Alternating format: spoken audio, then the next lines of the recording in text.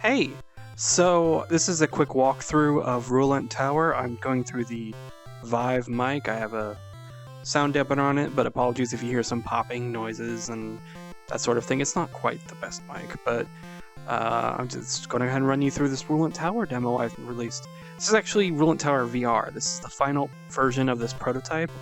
Originally it was created for April Fool's Day. I knocked it together in a couple days, and it was the joke of, oh, my Game Boy project is now in 3D.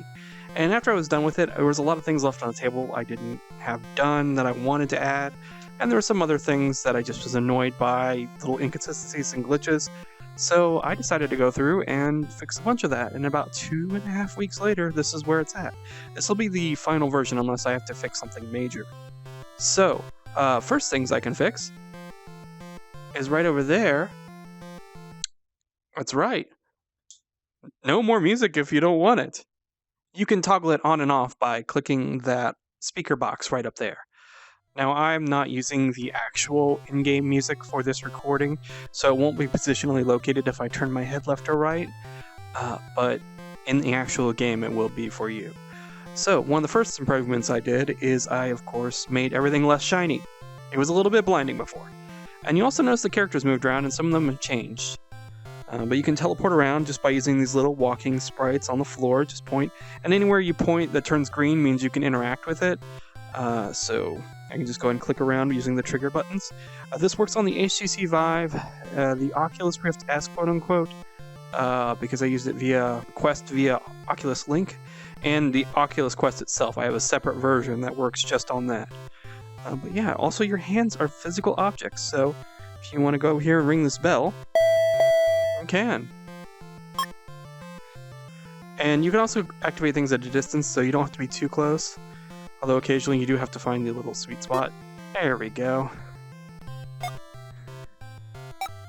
That's right. And there are, of course, some objects to play around with. There's a little phone you can pick up, and got locational 3D audio. That's fun to play with, but if you get annoying, you can just set it down the receiver and turn it off. There are some, of course, papers that you can... Oh, they're just one big block. You can just eat these, I guess. Just smack them off with your hands if you want to. Not quite as dramatic as I'd hoped. We'll get back to that. But yeah, so these are original sprites I made for a very SD-style Game Boy game. So they're a little bit flat, they're a little bit cutesy, but basically you can go ahead and play with anything in here. There's coffee mug, for example. I'm going to go ahead and see if I can keep things from yeeting all over the place. Physics are a heck of a thing.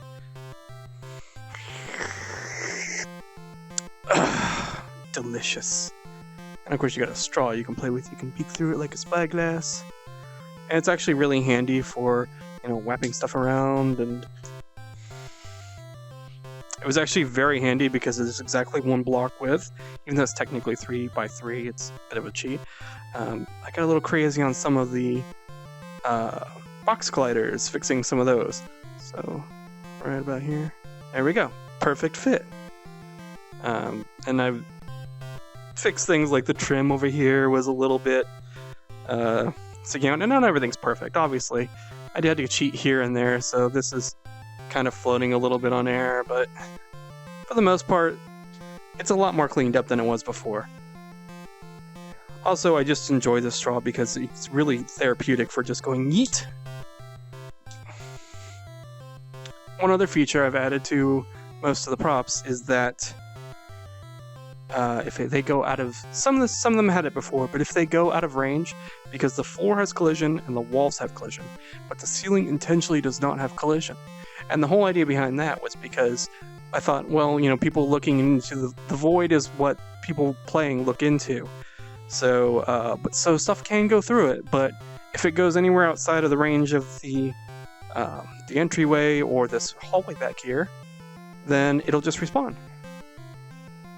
And back here, we have the apartments, which is actually all named after supporters of my Patreon. Anybody who is supporting me in March or April has an apartment back here.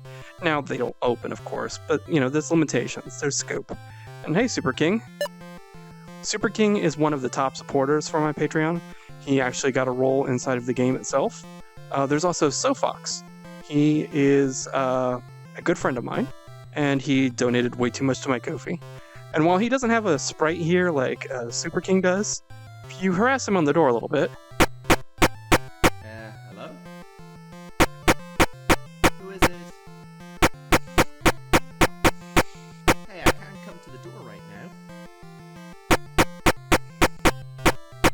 Bit busy right now. You can just keep harassing him. It might get a little weirder the longer you go.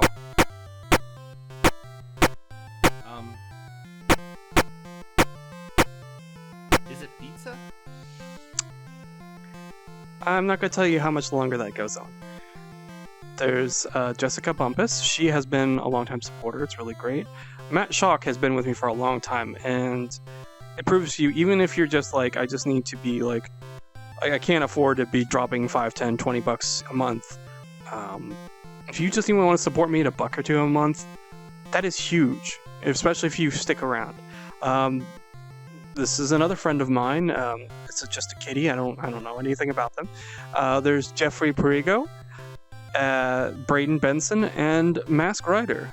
And this note right here, if you can read it, it says, "This curiously small apartment building is dedicated to the awesome supporters you see named around you. Thank you to all for believing in my crazy creations. And thank you for playing. Or watching, as the case may be. Setsune." And by the way, I don't care if you say Setsune or it's Setsune. Technically, Setsune is right, but Setsune is how a lot of people know me. And I am far beyond that, so don't worry about it. But I have left the elephant in the room. There's this little device sitting here.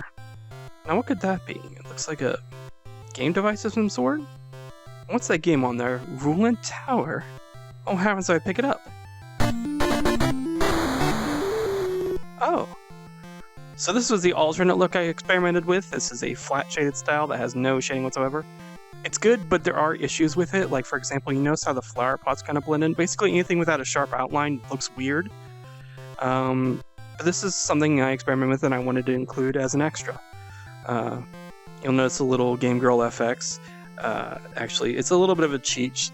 The blocks on it are a lot smaller than everything else on here, which bothers my inner consistency nut, but here you can see that the title screen is actually animated, and even the little FX letters pop up slightly. And on the back, you can see the Rulent Tower cartridge with the label SW20. And yeah, that's pretty much it. There are a couple little Easter eggs and treats that I have not covered in this video that I kind of just want people to find if they can. I will give you away one for now, though. This is the manager's office. The door is much smaller than everything else in here. Now, you'll notice that in the demos I've released of Rulent Tower, this hasn't been accessible either. The reason is, it might be a plot point. But what if you want to spoil that plot point? I mean, you want to get in there. Well, what if you just took a peek through? That's VR, right? You can just stick your head through things and see the surprises. No. No spoilers for you. But yeah, this is basically a physics playground. You can mess around with objects, do certain weird things with them. I will, for example, tell you that anything but the phone and the straw can in fact knock on doors. I mean anything. You can also do things like this. Woo! You know, this is actually a lot harder than you think it'd be. There really isn't a thing called a bucket collider. Can't really make hollow colliders in Unity. It's a lot of work. And there it is. So, thank you very much for watching, and I hope you can play this if you can. If you can't, and you can on a later date, just keep this in mind. This is totally free. This is all that this is going to go for.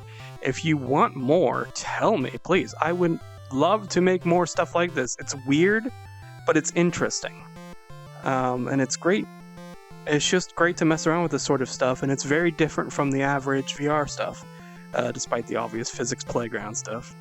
But I do enjoy making it, and if you like seeing this, let me know. And you can play it again on your Oculus Quest, you can play it on Oculus Rift, you can play it on an HTC Vive. I don't have Knuckles controllers to test this with, and I don't have Windows Mixed Reality. So if you want me to test that with that, please get in contact with me if you want to somehow submit the hardware. I would love to be able to test on that, but until that point, I can't guarantee compatibility. But it should work fine. But I want to thank you very much for watching, and I hope you have a great day.